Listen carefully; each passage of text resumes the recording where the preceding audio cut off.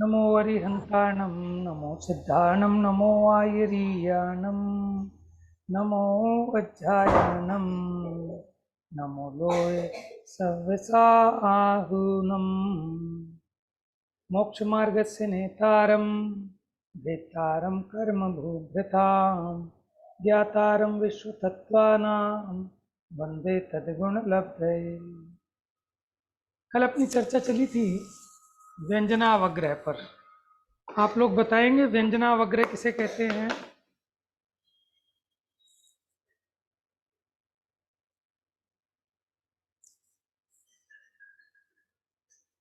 जो बात पूर्णता प्रकट नहीं होती, मतलब उसका थोड़ा सा ही भाव होता है। अप्रगट विषय के ज्ञान को, हाँ हाँ, ठीक है। तो अब दूर से ही रह के अपने चीजों का ज्ञान कर लेता है, दूर से, जैसे हाँ, बाकी इंद्रियों आंख से। और मन लेकिन सुनो अप्राप्यकारी। सुनो सुनो सुनो सुनो, दूर रहकर तो अर्थावग्रह भी होता है। देखो, न चक्षुरनिंद्रियाभ्याम, चक्षु और मन के द्वारा व्यंजन अवग्रह नहीं होता। चक्षु और मन तो दूर रहकर जानते हैं और उनके द्वारा तो व्यंजन अवग्रह नहीं होता, क्योंकि व्यंजन का मतलब यहाँ अप्रगट है। तो आप ये देखिए, सबसे पहले होता है दर्शन, फिर व्यंजनावग्रह, फिर अर्थावग्रह, फिर ईहा, फिर आवाय, फिर धारणा। व्यंजनावग्रह कब तक? जब तक अर्थावग्रह नहीं होता तब तक उसका अवग्रह, जब तक क्या कहलाएगा? व्यंजन। ठीक है।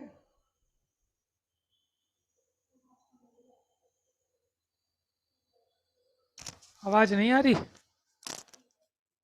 ये बीच में चली गई थी, अब तो आ रही है। चलिए,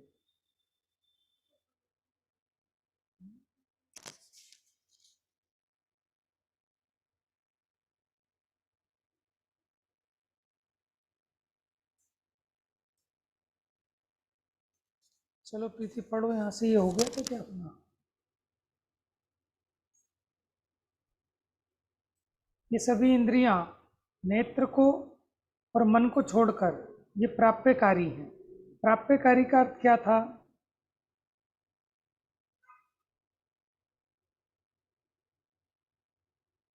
प्राप्यकारी का मतलब था सन्निकर्ष, माने अपनी इंद्रियों से भिड़कर, तो वो प्राप्यकारी हैं। और अप्राप्यकारी जो दूर रहकर, ठीक है, उनसे भिड़े नहीं। तो प्रश्न किया था, कान भी तो दूर रहकर जानते हैं शब्दों को, तो बताया था कि दूर भले रहते हों, लेकिन जहाँ शब्द हुआ वहाँ से लेकर कर्ण के माने क्षेत्र तक जो पुद्गल स्कंद हैं वो शब्द रूप परिणमित होते हैं। तो हमारे कान के पास वाले जो शब्द हैं, भाषा वर्गणा के स्कंद हैं, वो शब्द रूप परिणमित होते हैं, तो भिड़ने पर ज्ञान होता है। इसी प्रकार गंधमय, पढ़िए यहाँ से। इसी प्रकार गंधमय द्रव्य भी जहाँ स्थित होता है, वहां से लेकर नासिका इंद्रिय के समीपवर्ती गंध रूप परिणमित पुद्गल स्कंद घ्राण इंद्रिय से मिलते हैं, तब गंध का ज्ञान होता है। जल या अग्नि आदि के निमित्त से शीत या उष्ण रूप परिणमित पुद्गल स्कंद स्पर्शन इंद्रिय से मिलते हैं, तब स्पर्श का ज्ञान होता है। आम्ल आदि वस्तु के निमित्त से रस रूप परिणमित पुद्गल स्कंद रसना इंद्रिय से मिलते हैं, तब रस का ज्ञान होता है। इस प्रकार ये चार इंद्रियां वस्तु का संयोग होने पर ही अपने विषय को जानती हैं, परंतु नेत्र और मन अपने से संयुक्त पदार्थ को नहीं जानते हैं, वे दूर रहकर ही जानते हैं, अतः अप्राप्यकारी हैं। इसकी भी विधि निषेध परक विशेष चर्चा श्री तत्वार्थ श्लोक वार्तिक जी से जानना चाहिए। देखिए, इतना तो सबको समझ में आ रहा है। चक्षु और मन अप्राप्यकारी हैं, बाकी चारों प्राप्यकारी हैं। पढ़िए आगे। इस प्रकार स्पर्शन, रसन, घ्राण, श्रोत्र ये चार इंद्रियां प्राप्यकारी होने के कारण इनसे व्यंजना अवग्रह भी होता है। इसका मतलब अतः अर्थावग्रह भी होता है और व्यंजना अवग्रह भी होता है, लेकिन मन और चक्षु से सिर्फ अर्थावग्रह ही होगा, व्यंजनावग्रह नहीं होगा। अतः इनको बहु आदि 12 से गुणा करने पर 48 भेद व्यंजना अवग्रह के हैं। हाँ जी, इन्हें देखिए, पहले हमने 288 भेद पढ़े थे। कोई बताएगा 288 भेद कैसे थे? जो 12 प्रकार के विषय हैं, बहुविच प्राणी, वो 12 प्रकार के विषयों को जानने की अपेक्षा मति ज्ञान के 288 भेद कौन गिना सकता है? मैं बताऊं भैया? बताओ बताओ। भैया 12 पदार्थों को पहले 4 से गुणा करा था, अवग्रह या अवाय और धारणा, ठीक तो है। 48 बन गए थे। फिर इन्हें 6 इंद्रिय से जाना था, स्पर्शन रसना घ्राण चक्षु कर्ण और मन से, ठीक तो है, फिर 48 को 6 से गुणा करके 288 हो गए थे। बहुत बढ़िया। ठीक है, अब देखो 288 हो गए थे, लेकिन अगर हम व्यंजना अवग्रह की बात करें तो इसमें सिर्फ अवग्रह होता है, इहा अवाय धारणा तो होते ही नहीं। ठीक है, और ये सिर्फ 4 इंद्रियों से होता है, स्पर्शन रसना घ्राण और श्रोत्र यानी कर्ण, चक्षु और मन से नहीं होता। तो 12 विषयों का एक सिर्फ अवग्रह, 12 एकम 12, फिर 4 इंद्रियों से गुणा करो, 12 चौक 48, तो ये 48 प्रकार का हो गया व्यंजनावग्रह। 48 व्यंजनावग्रह, 288 अर्थावग्रह, दोनों को प्लस कर दो। देखो 288 जो अर्थावग्रह कह रहा हूँ ना, वो खाली अर्थावग्रह ही नहीं है, उसमें ईहा अवाय धारणा भी है। ठीक है, देखो आप इसको ऐसे भी समझ सकते हो, जैसे 12 के 12 विषय, पहले आप भेद खड़ा करो।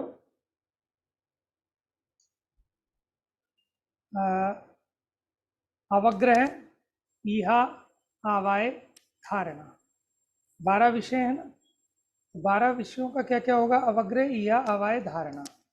अब अवग्रह के 2 भेद बनाओ, क्या क्या? व्यंजना अवग्रह, फिर अर्थावग्रह, उसके बाद ईहा, आवाय, धारणा। ठीक है, अब वो जो 12 के 12 विषय हैं वो तो सब में कॉमन रहेंगे 12 विषय। अब जो ये अवग्रह था, कौन सा? व्यंजना अवग्रह। तो आप यहाँ 12 विषयों के नाम लिखो, उन 12 के 12 विषयों को, फिर उसके साइड में ऐसे लाइन डाल के आप लिख सकते हैं 4 इंद्रियां। ठीक है, 12 चौक 48, तो व्यंजना अवग्रह के नीचे सबसे नीचे टोटल लिख दोगे 48 प्रकार का हो गया। फिर आओ अर्थावग्रह पे। अर्थावग्रह के 12 विषय, 5 इंद्रियां और छठे मन से होगा, तो 12 छिक 72, नीचे लिख दो टोटल 72। अब आओ ईहा पर। ठीक है, तो 12 के 12 विषयों का ईहा ज्ञान 6 के 6 से होगा, 5 इंद्रिय छठे मन से, तो 12 छिक 72। ऐसे सब में 72 72 72 आ जाएगा। तो 5 स्थानों पर 72 आया, छठे स्थान पर 48 आया, तो 72 पंजे कितने होते हैं? देखो 5 इंद्रिय और छठा मन था ना, सॉरी गलती कर दी, व्यंजनावग्रह के 48, अर्थावग्रह के 72, ईहा के 72, आवाय के 72, धारणा के 72, तो 72 चौक कितना हो गया? 288 प्लस 48, 336 भेद ये मति ज्ञान के हो गए। ठीक है, चलिए यहाँ से पढ़िए। कर्णादि 4 इंद्रियों से, कर्ण आदि 4 इंद्रियों से अव्यक्त शब्दादि का मात्र अवग्रह ही होता है, ईहा आदि नहीं।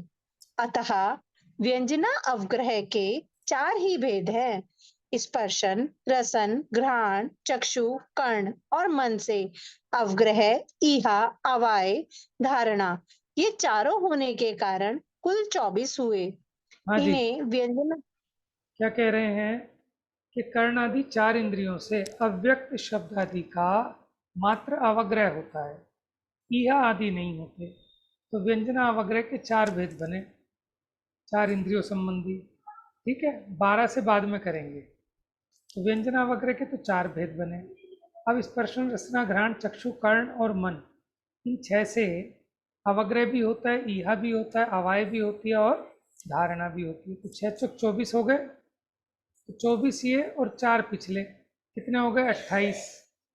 इन 28 के द्वारा 12 विषयों को गुना करें। तो 28 को 12 से गुना करो, 12 अट्ठे 96, 2 12 दूनी 24 और 2 26, ओ 24 और 9 33, 336 भेद हो गए टोटल। अलग अलग तरीके से काउंट कराने का तरीका है ना? आपको समझ में है? व्यंजना के 4, क्योंकि 4 इंद्रियों से होता है। स्पर्शन रसना घ्राण चक्षु कर्ण और मन, इन 6 से अवग्रह भी होता है, ईहा भी होता है, अवाय भी होता है, धारणा भी होता है। तो 6 चौक 24 और 4 28, ये 28 के 28 के द्वारा हम 12 विषयों को जानते हैं। 28 गुणा 12 336। ठीक है, पढ़िए। इनमें व्यंजना अवग्रह के 4 भेद मिलाने से 28 हो गए। ये 28 भेद पृथक पृथक बहु आदि 12 प्रकार के विषयों को जानते होने से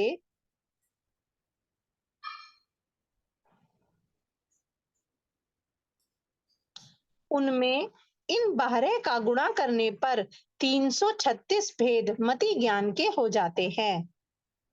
आप अपने अब नोटबुक में बना लेना 336 भेद। 3 तरह से बता दिए हमने, है ना? तो आप 1 या 2 तरह से, जैसे आपको इजी लगे उस तरह बना सकते हैं। अब चर्चा चलेगी श्रुत ज्ञान की। मति ज्ञान के बाद नंबर आया श्रुत ज्ञान का। लेकिन यहाँ श्रुत ज्ञान में मुख्यपने जो जिनवाणी के अंग अधिक हैं उनका निरूपण किया। चलिए पढ़िए। अब श्रुत ज्ञान का स्वरूप बताते हैं। श्रुतम मति पूर्वम त्वनेक द्वादश भेदम। द्वय, अनेक और द्वादश भेदम। द्वय मैंने 2, अनेक और द्वादश मैंने 12 भेद है इसके श्रुत ज्ञान के। और श्रुत ज्ञान श्रुत ज्ञान कैसे होता है? अच्छा। श्रुत ज्ञान मति पूर्वम, मति पूर्वम माने मति पूर्वक होता है, यानी जिसके पूर्व में मति ज्ञान होता है। श्रुत ज्ञान बिना मति ज्ञान के नहीं होता। और श्रुत ज्ञान के कितने भेद है? पहले 2 भेद करो। कौन कौन से 2 भेद हैं श्रुत ज्ञान के? पहला है अंग बाह्य और दूसरा है अंग प्रविष्ट। क्या बताया? अंग बाह्य और अंग प्रविष्ट। फिर अंग बाह्य के कितने भेद हैं? द्वय किए पहले, फिर अनेक। तो अंग बाह्य के अनेक भेद हैं और अंग प्रविष्ट के द्वादश यानी 12 भेद हैं, जिसको हम कहते हैं द्वादशांग जिनवाणी माता की जय। तो क्यों कहते हैं द्वादशांग? कि जिसके 12 अंग हैं, ऐसी जिनवाणी। ठीक है, 12 अंग किसके? अंग प्रविष्ट के। और अंग बाह्य के अनेक भेद हैं। चलिए अब पढ़िए। श्रुत ज्ञान मति ज्ञान पूर्वक होता है और उसके 2 अनेक 12 भेद हैं।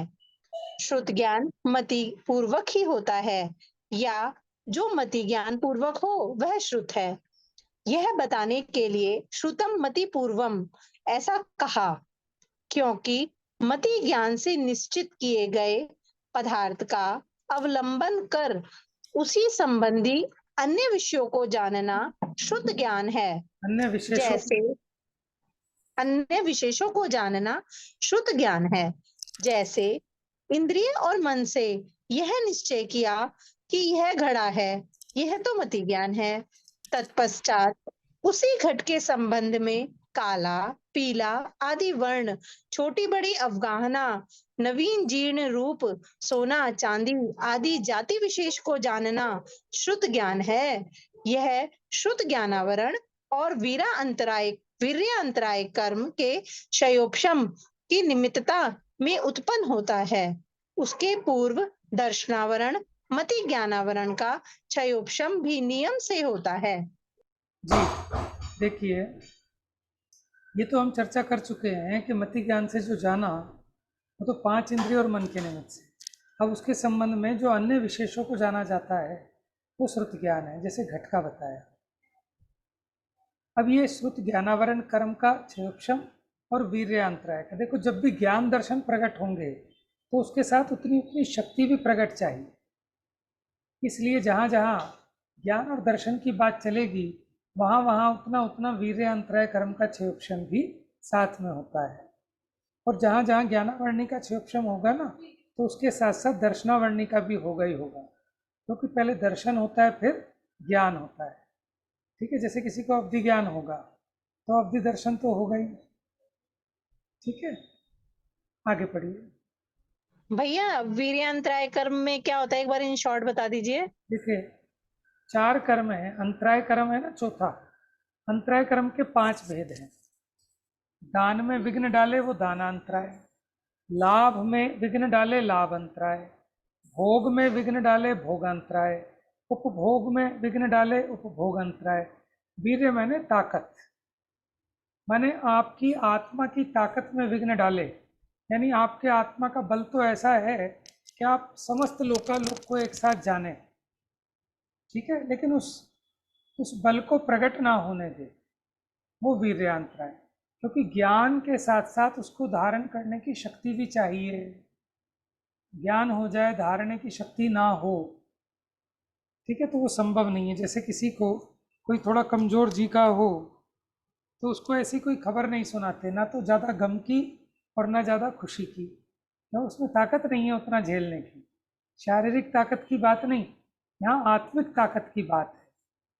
क्योंकि जितना ज्ञान का विकास होगा उसके ही अनुसार, उसके ही प्रमाण, उतना उतना आपका वीर्य अंतराय का क्षयोक्षम भी चाहिए। क्योंकि आपकी शक्ति का घात कर रहा है ना, कौन? वीर्य अंतराय कर्म। तो जो आपकी शक्ति का घात कर रहा था, वीर्य अंतराय कर्म का क्षयोक्षम होगा तो आपकी शक्ति प्रकट होगी। जैसे आप अभी मुनि व्रत धारण नहीं कर पाते, आप अभी चारित्र अंगीकार नहीं कर पा रहे, क्यों? कि वीर्यांतराय कर्म का अभी आपको उतना क्षयोक्षम नहीं है। निमित्त की तरफ से बात है, अपने पुरुषार्थ की कमजोरी ये वास्तविक उपादान कारण है। और उसी समय वीर्यांतराय कर्म का उस प्रकार का उदय वो विघ्न डालता है उसमें।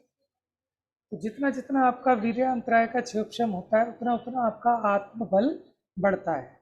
अभी हम कहें कि कल आपको पूरा उपवास करना है तो आप घबराने लगते हो। शरीर की ताकत की कमजोरी की बात नहीं है, आत्मा की कमजोरी है। ठीक है ना, नहीं तो कई बार ऐसा होता है कि खेलने में, कूदने में, घूमने में, फिरने में मज़ा आ रहा हो, भोजन अपने मन का ना बना हो तो भी खाता नहीं है, परेशानी नहीं होती, और एक टुकड़ा खा के खाया ही नहीं। और जब आपको ये लगे कि आज नहीं खाना तो आपके परिणाम ज़्यादा बेचैन होते हैं। आप कोई प्रतिज्ञा धारण नहीं कर पा रहे, क्यों? आपको घबराहट होती है। आपकी ताकत, आत्मा का बल वो कमज़ोर है अभी, क्योंकि वीर्यांतराय का तीव्र उदय है। जब वीर्यांतराय का क्षयोक्षम होता है आपके आत्मा की शक्ति प्रकट होती है। ठीक है ना। अभी किसी को कहो भाई साहब मुनि बन जाओ, पसीने आ जाते हैं, क्यों? अभी उतना आत्मबल ही नहीं है। समझ में है? जिनके आत्मबल होता है फिर उनको ये सब चीज़ें सहज हो जाती हैं। शारीरिक बल नहीं चाहिए, आत्मा का बल चाहिए। समझ में है? शरीर तो अपनी योग्यता से चलता है, हवा धूप पानी से भी चलता है। ठीक है, और कई कई लोग कितने कितने समय तक उपवास करते हैं तो भी चलता है। मैं समझ रहा था अब तक प्रभो, भोजन से जीवन चलता है, भोजन बिन नरकों में जीवन, भरपेट मनुज क्यों मरता है। देखो अगर भोजन से जीवन चलता होता तो नरकों में तो भोजन नहीं है, वहाँ भी तो जीवन चल रहा है। और फिर जिसका पेट भर गया वो मरना नहीं चाहिए, लेकिन भरे पेट वाले भी मरते हैं। और तुम भोजन बिन अक्षय सुखमय, हे भगवान आपको भी तो भोजन नहीं होता, फिर भी आप अक्षय हो, सुखमय हो, 1 कोटि पूर्व की आयु तक निरंतर अनंत दशा में बने रहते हो। यह समझ त्यागने हुआ, तो ऐसा अब मुझे समझ में आ गया, इसलिए अब मैं भोजन सबका विकल्प त्यागने आ गया। ठीक है, वीर्यांतराय समझ में आया। देखिए हर कार्य में आत्मा की शक्ति चाहिए। अभी आप जितना ज्ञान कर पा रहे हो उतनी आपकी शक्ति प्रकट है, उतना उतना वीर्यांतराय का 6 उपशम। चलिए आगे पढ़िए। अथवा जो कार्य को पूरे उसे उत्पन्न करे वह पूर्व है। इस अर्थ में पूर्व का भाव निमित्त या कारण है। इस प्रकार पूर्व, निमित्त, कारण ये पर्यायवाची हैं। इनमें शब्द भेद है, अर्थ भेद नहीं है। देखो पूर्व किसको कहा? पूर्व का मतलब यहाँ खाली पहले ही नहीं कहा, पूर्व का मतलब कहा निमित्त कारण। तो ज्ञान होने में कारण क्या है? दर्शन। श्रुत ज्ञान होने में कारण क्या है? मति ज्ञान। ठीक है, इसलिए कहा श्रुतम मति पूर्वम, तो मति ज्ञान के निमित्त पूर्वक होता है। हाँ जी, अब इसके श्रुत ज्ञान के भेद। इसके अंग प्रविष्ट और अंग बाह्य अथवा अक्षरात्मक और अनक्षरात्मक दो भेद हैं। इनमें से अंग बाह्य रूप श्रुत के अनेक और अंग प्रविष्ट के 12 भेद हैं। इसे द्वादशांग भी कहते हैं। इनमें नाम इस प्रकार है: आचारांग, सूतकृतांग, स्थानांग, सुमवायांग, व्याख्या समवायांग, समवायांग, व्याख्या प्रज्ञप्ति, ज्ञात्रय धर्म कथांग, उपासकाध्याय नांग, अनंत अंतकृत दशांग, अनुत्तरोपादिक दशांग, प्रश्न व्याकरणांग, विपाक सूत्रांग, दृष्टिवादांग। ये सब लोग याद करने हैं 12 नाम। अभी तो पढ़ने में मुश्किल हो रही है। बच्चे आसपास में बैठे होंगे ना, बच्चे कहेंगे देखो मम्मी हमें कहती है, मम्मी भी अटक अटक के पढ़ रही है। हैं? सही कह रहे हो भैया। बच्चों से पढ़वा के देखना और बच्चों को याद कराना, ठीक है? बुद्धि तेज हो जाएगी बच्चों की। जिनवाणी के 12 अंगों के नाम हैं ये, ठीक है? अच्छा, ठीक है भैया। तो ये 12 अंगों के नाम सभी बच्चों को याद कराना, खुद भी याद करना, ठीक है? इसका वर्णन जब समझेंगे तो बहुत इजीली याद हो जाएंगे। आप कहोगे तो मेरी गारंटी है मैं 5 मिनट में याद करा दूंगी क्लास में, ठीक है? मैं बहुत बार याद कराता हूँ लेकिन मैं खुद भूल जाता हूँ। ठीक है, देखो थोड़ा थोड़ा सा आप ध्यान रखो, 2-2 बना के 3-3 के पेयर बना के याद कर लो। आचारांग माने इसमें आचार का कथन होता है, आचार शास्त्र का। आम का अचार, नींबू का अचार नहीं। आचार का मतलब क्या होता है? आचरण। गृहस्थ और मुनियों के आचरण का कथन है। समझ में आया? सूत्र कृतांग, अब इसमें मुझे अभी याद नहीं है क्या है। स्थानांग में क्या है कि इनके स्थानों का, जैसे किस किस के कितने कितने भेद हैं, उनके स्थानों का कथन है। हाँ ठीक है, ये स्थानांग है। समवायांग है जो एक समान होते हैं। जैसे एक क्या क्या चीज़ें एक एक है, क्या क्या चीज़ें। अच्छा, समवायांग में आते हैं जो समान समान चीज़ें हैं तीनों लोक में। जैसे पंच पैताले हैं, उन सबका जो विस्तार है 45 लाख योजन वाली 5 चीज़ें हैं इस विश्व में, तो उनको कहा पंच पैताले। क्या क्या चीज़ें इक्वलेंट है, उन समान चीज़ों का निरूपण है पूरे उस अंग में, वो समवायांग है। ठीक है। सूत्र कृतांग में क्या है? समय आदि का कथन अभी इसमें शायद आएगा।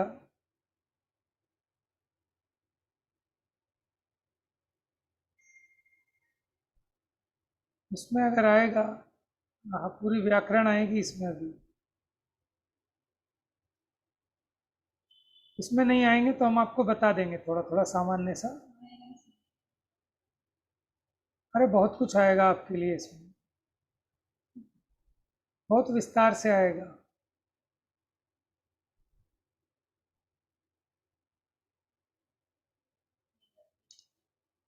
चलिए आ रहा है आचारांग। ठीक है, गृहस्थ और मुनियों के आचरण का जिसमें निरूपण है वो आचारांग। पहला किस किस को याद हो गया? सबको हो गया होगा। दूसरा भी याद होगा। दूसरा अटक रहे थे ना, क्या नाम है दूसरे का? सूत्रकृत। भैया सूत्र कृतांग। ठीक है, सूत्रकृतांग में क्या है कि हाँ, इसमें स्वामत और परमत की क्रिया विशेष का वर्णन है। बस इतना याद रखो, स्वामत मंडन, परमत खंडन। ठीक है, स्वामत परमत का विशेष वर्णन है, तो ये सूत्रकृतांग है। स्थानांक क्या है? 1 से लेकर 10 पर्यंत अनुक्रम से एक एक की वृद्धि सहित द्रव्य के पृथक पृथक स्थानों का वर्णन है। जैसे जैसे एक क्या है कि एक जीव होता है, ठीक है, फिर उसके दो भेद करो। विशेष की अपेक्षा जीव दो प्रकार का होता है, संसारी और सिद्ध। और तीन अगर भेद करें, उत्पाद व द्रव्य की अपेक्षा तीन रूप है। कर्म के वश से 4 गतियों में घूमता है मनुष्य, त्रियंच, नार की देव, ऐसे एक एक से बढ़ाकर 10 तक। तो ये स्थानांग हो गया। समझ में आया? जैसे पांच भावों वाला है, औपशमिक, छायिक, छायोपशमिक। 6 दिशाओं में गमन करता है तो 6 के नाम आ गए। सप्त भंगों के द्वारा 7 भेद रूप है, स्यात्, अस्ति, नास्ति आदि। 8 कर्मों से सहित है। ठीक है, 9 पदार्थों को विषय बनाता है, इसलिए 9। फिर 5 स्थावर, पृथ्वी, जल, अग्नि, वायु, प्रत्येक वनस्पति, साधारण वनस्पति। 2 इंद्रिय, 3 इंद्रिय, 4 इंद्रिय, पंचेंद्रिय रूप। 10 स्थान जीव के हैं, इत्यादि रूप में जीव की प्ररूपणा है। ऐसे पुद्गल की भी लगाना कि पुद्गल सामान्य से एक है, विशेष की अपेक्षा अणु और स्कंध 2 भेद रूप है, इत्यादि प्रकार से। ठीक है, आपको समझ में है? स्थानांक, उनके स्थानों का वर्णन। तो 3 याद हो गए। 3 कौन कौन से हो गए? आचारांग, सूत्रकृतांग, कृतांग और स्थानांग। स्थानांग। ठीक है, उसके स्थान बता रहे हैं। चौथा याद होगा, पढ़ा था सबने अभी, बहुत अटक रही थी। ऐसे याद नहीं है भैया। समवायांग। समवाय। समवायांग तो समवाय से बना है। समवाय 5 समवाय बताए थे ना आपको, तो समवाय मैंने होते हैं 7-7। ठीक है, एक समान। तो समवायांग में समान चीजों का निरूपण है। तो 4 हो गए। स्थानांक के बाद समवायांग, इसमें एक समान द्रव्यों का कथन है। जैसे द्रव्य की अपेक्षा धर्मास्तिका, धर्मास्तिका समान है। क्षेत्र की अपेक्षा धर्म, अधर्म और एक जीव द्रव्य के प्रदेश समान है। प्रथम नरक पृथ्वी का सीमांतक बिल, मनुष्य क्षेत्र प्रमाण 2.5 द्वीप, पहले स्वर्ग का रजु नामक इंद्रक विमान, सिद्ध शिला और सिद्ध क्षेत्र, ये 5 चीजें बराबर हैं 45 लाख योजन छोड़ी हैं। इनको कहते हैं पंच पैंताले। पैंताले मैंने 45 लाख योजन प्रमाण की ये 5 चीजें बताई। ऐसे ऐसे समान समान द्रव्यों का, समान समान चीजों का जहां निरूपण है, वो है समवायांग। जैसे 7वीं पृथ्वी के नरक का इंद्रक बिल, जम्बू द्वीप और सरवार सिद्धि विमान, ये 3 लखोटे। लखोटे का मतलब क्या है? 1-1 लाख योजन प्रमाण के, इसलिए इनका नाम रख दिया लखोटे।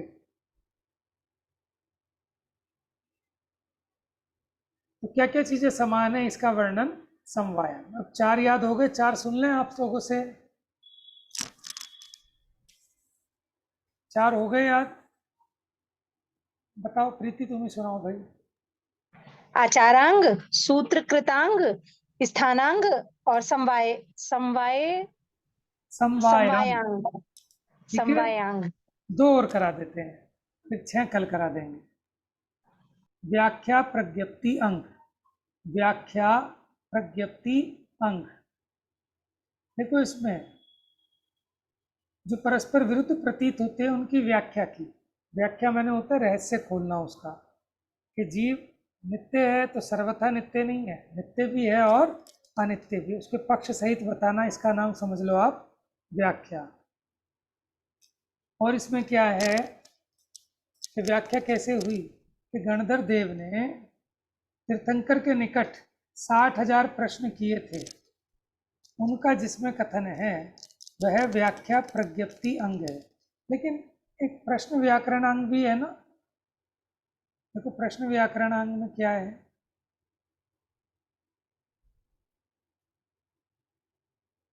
ये रहा, वो अलग है, उसमें अलग अलग प्रश्नों के जवाब है। आप कुछ भी प्रश्न पूछो, उन सबके जवाब हैं वो प्रश्न व्याकरण। और उसमें ये भी बताया कैसे जवाब देना कि आपका उत्तर सही होगा। समझ में, सारे उधर प्रश्न व्याकरणांग में बताया।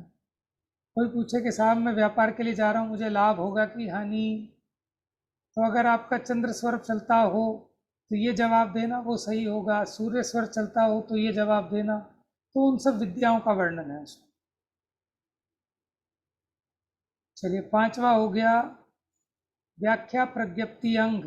एक तो इसमें जीव अस्तीय नास्तीय नित्य अनित्य एक अनेक इस प्रकार का कथन है। और 60,000 प्रश्न गणधर देव ने तीर्थंकर के नजदीक पूछे थे, उनका कथन है, इसलिए इसका नाम है व्याख्या प्रज्ञप्ति अंग।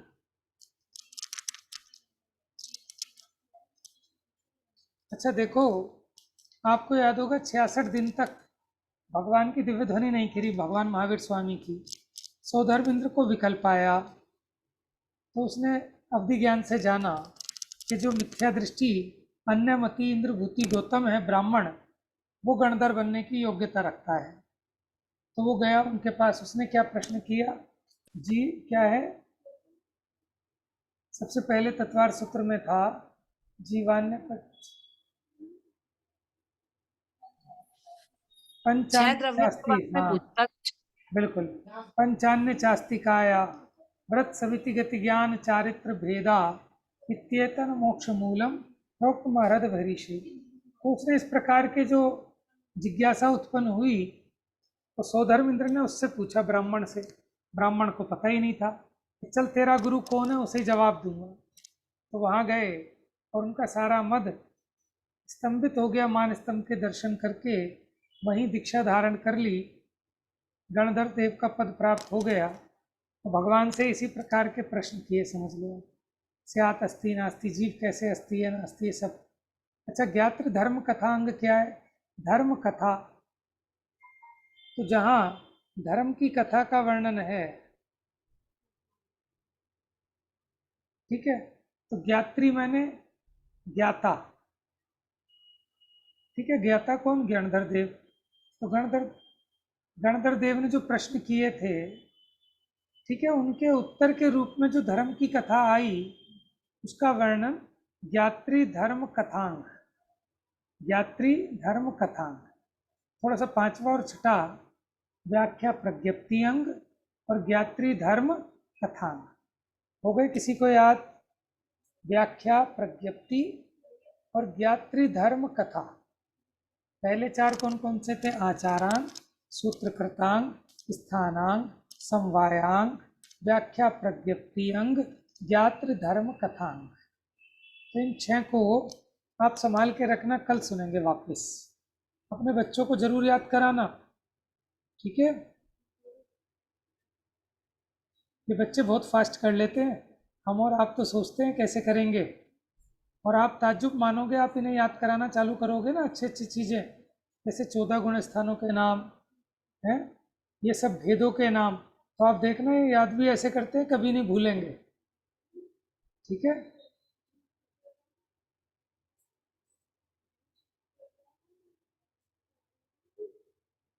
भैया एक क्वेश्चन पूछें? पूछिए। जैसे ऐसा थोड़ा सा पढ़ा है ना शास्त्र में, जब शुरुआत होती है तो शास्त्र में लिखा होता है कि द्वासम का ज्ञान तो लिखा ही नहीं गया था, अंग का ज्ञान रह गया था खाली, फिर ये सब कैसे आ गया? देखो, लिखा नहीं गया, वो ओरल चलता था, ओरल,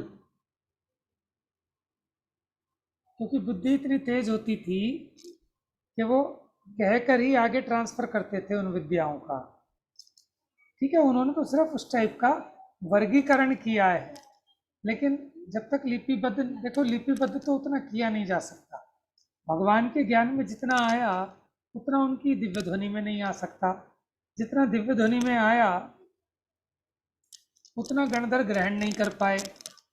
जितना गणधर ने ग्रहण किया उतना गूंथ नहीं पाए। जितना गूंथ दिया उतना आगे फर्दर ट्रांसमिट नहीं कर पाए। जितना ट्रांसमिट हो गया है उतना लिखा नहीं जा सका। जितना लिखा गया है उतना पढ़ा नहीं जा सकता। जितना पढ़ा है उतना उतरता नहीं। समझ में आया? तो देखो ऐसे ऐसे वो तो हानि हो ही रही है। तो लिपिबद्ध की बात नहीं है, द्वादशांग के अंग का जो ज्ञान है वो लिपिबद्ध नहीं हो सकता, तो बहुत अधिक है। ठीक है, तो ये शब्द रूप में चलता था ओरल। ये तो अब चालू हुआ भगवान महावीर स्वामी के मोक्ष जाने के 683 वर्ष बाद, तब भी मुख्य मुख्य बातें लिपिबद्ध की गई, बाकी चीज़ें नहीं। बाकी तो बहुत बाद में लिखे गए हैं शास्त्र। अब तो छोटी छोटी बातें भी नोट करनी पड़ती हैं। ये पंचम काल है, बुद्धि की हीनता है। ठीक है, गणधर देव ने लिखे नहीं, सिर्फ उनका कहते हैं गूथे हैं, उनका विभाजन किया अपने ज्ञान में ग्रहण करके। चलिए अब इनकी चर्चा पढ़ तो लेते हैं। अंतःकृत उपासकाध्ययनांग क्या है? इसमें उपासक यानी श्रावक, श्रावक के आचरण की कथन की मुख्यता से है। एक एक तीर्थंकर केवली के काल में 10-10 अंतःकृत केवली होते हैं, माने जो उन्हीं के सामने केवल ज्ञान को प्राप्त कर लेते हैं और मोक्ष चले जाते हैं। उनका वर्णन अंतःकृत दशांग में है। दशांग माने 10-10। और एक एक तीर्थंकर के काल में 10-10 ऐसे मुनिराज होते हैं कि जो यहाँ से मरण करके अनुत्तर में जाके जन्म लेते हैं। 5 अनुत्तर विमान है ना, इसलिए इसका नाम है अनुत्तरोपादिक दशांग। उनका वर्णन इस अंग में है। प्रश्न व्याकरण कि क्या लाभ होगा, क्या हानि होगी, कब क्या होगा, सारे सारे उसमें वर्णन है प्रश्न व्याकरण। कर्मों के विपाक संबंधी विपाक सूत्रांग, दृष्टिवादांग में 7 तत्व भेद विज्ञान आदि का कथन है। बाकी चर्चा अब कल करेंगे, समय हो गया। ठीक है, जा वाणी के ज्ञान से सूझे लोकालो, सो वाणी मस्तक नमो सदा देत हूँ धो।